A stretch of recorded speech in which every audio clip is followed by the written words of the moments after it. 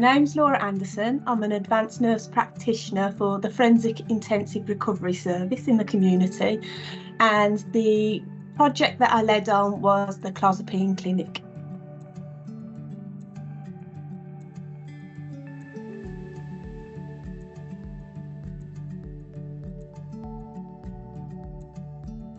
I got involved with the project through one of my colleagues, Zoe Cockbill, who's interested in QI herself. I said that I had an idea that I wanted to put forward to empower patients and give them more independence in the community, while also helping solve an issue that we had within the team. So she put me in touch with the QI team. That was really helpful and was able to structure my thought processes.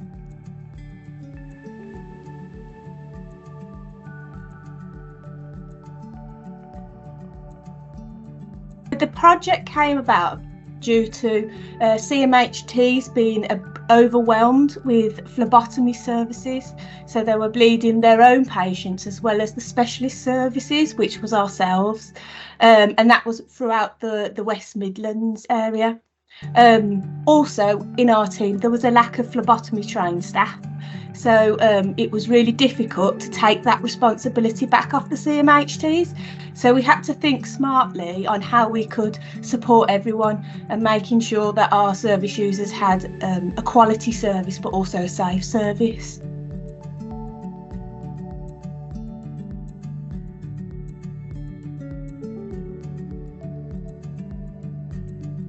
Due to a very short deadline we had, I was supported by Tabs, part of the QI team, to be able to structure my idea and put it out on paper and see how we could get a response from the team to be able to make a change. So the change part of the QI project was really important to make sure everybody was on board.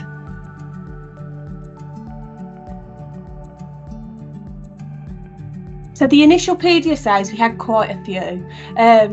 So within the Clozapine Clinic, we wanted to be able to bleed a patient as well as give them their meds at the same time, because currently, or historically, the patients were having their bloods taken, going home, and then having to wait 2 to 7 days for their medication to be delivered. So we wanted a smarter approach, how to do their bloods and give them their meds at the same time, and doing that in a more streamlined approach. The initial PDSAs were to start a clinic at my local hub, which was Rayside, and we had on-site pharmacy there also, and the technical equipment that we had easy access to. So we would have a group of patients, a small group of patients, to test out our new clinic. So they would come along to the clinic and we would do the procedure that they needed and they'd be able to dispense their meds. So we started with one clinic. Then, due to patients being all over the West Midlands, we wanted the clinics to be able to be more local to our service users, to make them more accessible. So we set up 2 more clinics over at the Zinnia Centre and Chapman Road, Small Heath Centre, so that patients were more likely to come and engage with us. So we had 3 clinics set up at once. This was quite demanding for pharmacy because we were also dispensing meds at the time. So those PDSAs went really well. Then, because of the stress on pharmacy and having multiple clinics, we then decided to streamline, and that was our 3rd approach to the PDSAs, and streamline them into 1 clinic at each hub each month. So then we had 3 clinics per month, and with a lot of calculations we were able to do that, and it was quite successful, and that's where we're at the moment.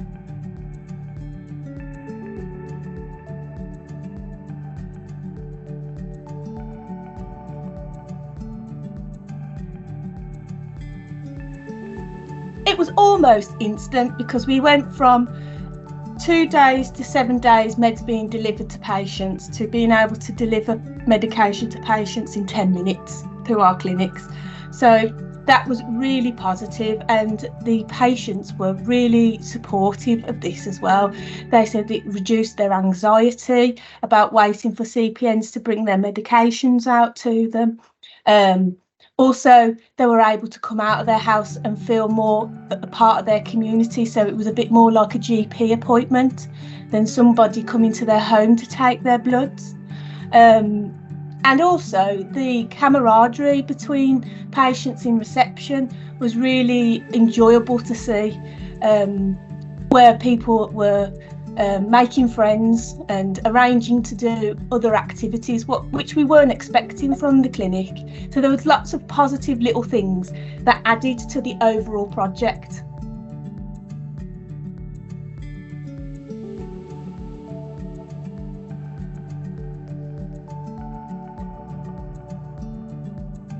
So it was very difficult at the time because there was a lot of burnout within both teams, CMHT teams and the FIRST team. It was just after COVID. Stresses were high. I think a lot of communication and explaining and being open and honest with people helped really well. A lot of corridor conversations, like casual conversations with people who were interested in referring their patients. We had a lot of conversations with pharmacy and how they wanted to be involved in the Clozapine clinics. And what came from that is having a pharmacy tech that actually comes along to the clinics. So when we're taking bloods, the pharmacy were also involved. So when things came up with medications that the patients wanted to ask, pharmacy were directly there and could give good information and education to the patients. The education involved how the UmiZen machine worked within our clinics. So the UmiZen machine is where we analyse the blood. So our Clozapine patients have to have their bloods done monthly, and they can only have their medication if they get a green result. So it goes on a traffic light system. But nobody actually explained this to patients in the past. So explaining the reasons why they might get a red result, they could be under the weather, they could have accidentally missed a medication, or there could have been a compliance issue. So being able to explain that information and also give out leaflets was really helpful. And also for carers came, family members came with their service user that also were interested in learning more about Clozapine. So it was really effective.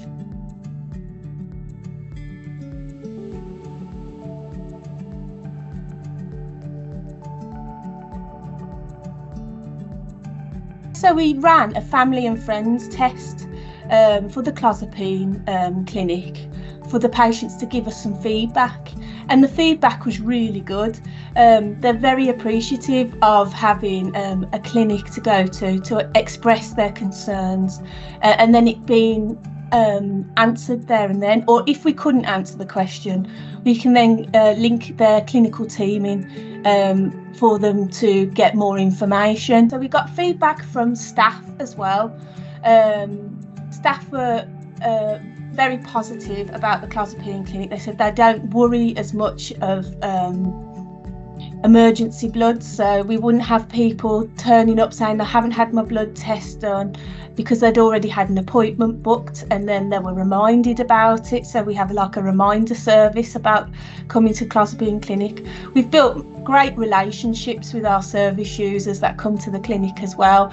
And this is supported in the feedback that we've had, that they find it very informative.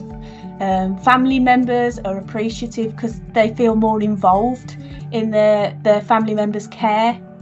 So it's been good.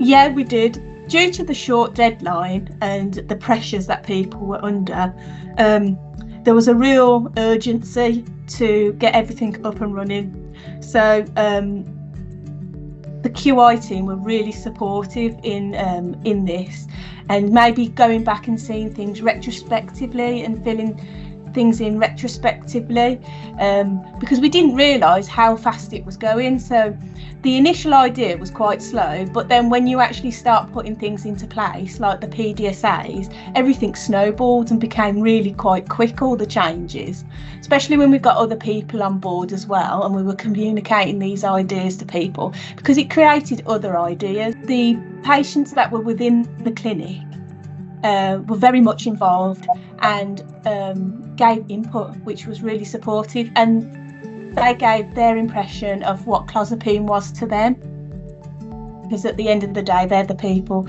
that are taking this medication to make them better.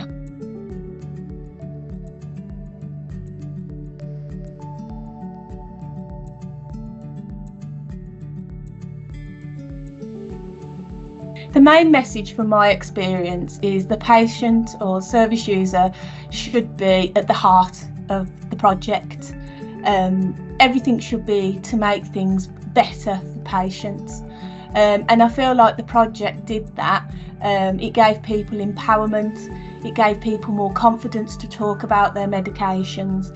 It supported family members to understand what the medication they're taking and the side effects that they could find themselves with, which can be quite lethal at times if not responded to correctly. I think the relationships built within the clinic has made service users and carers feel supported and more in control of their life and their medication regime.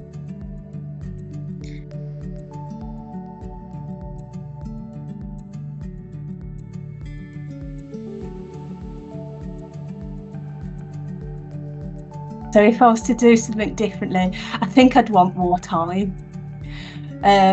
Time to put things into place. But I don't know. I don't think we could have done anything differently. It was an enjoyable experience, even though it was a difficult, challenging experience. Maybe communication with the teams, more communication with the teams, maybe offering it to other services to help with the pressures of their service. And maybe putting it out to other people in the trust to show that you can do things differently.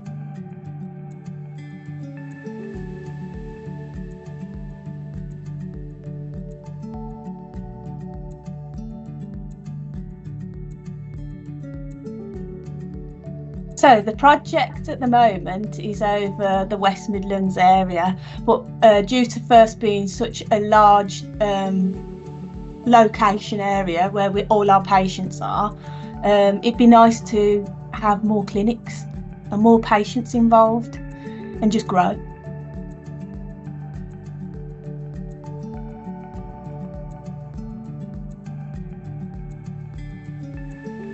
Definitely, it's great to bounce ideas off people, and the knowledge you bring is amazing.